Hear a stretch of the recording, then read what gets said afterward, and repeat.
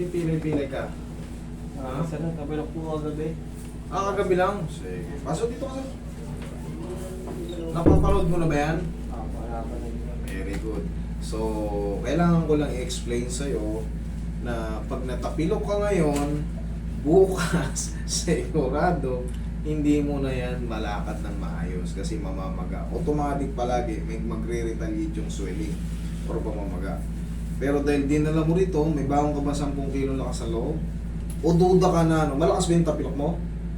Parang may malakas na. Parang medyo malakas, kaya duda ka. Opo. Sige, higa ka na. Tignan ko kung na-shitty ba o hindi. Sana hindi naman. Ano ba? Nag-basketball ka, idol? Opo. Okay. Basketball po. Idol, alam mo yung parang ganito, gaganto. Kasi magsisirculate yung gaganto. Pero saglit lang.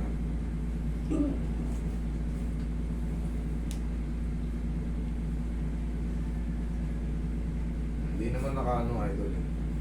Hindi naman po na shit yung... Hindi naman na-shitty. Pero yung talos joint, sa may control sa gano'n, ganyan, ganyan, ganyan. Pag yun ang gumalaw, sigurado, mas masakit. Pero kaya mo yan. Tuloy, ready ka ng bandage natin.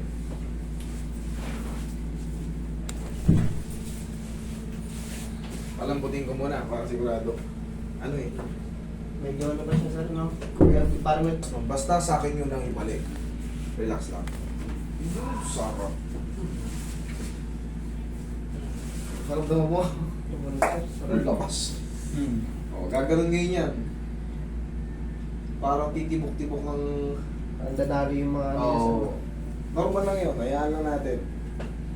Tapos, ang tamang elevation, ganito ha.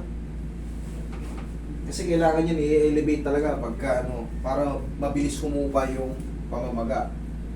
O yan, ganyan no. Susuportahan ito ha.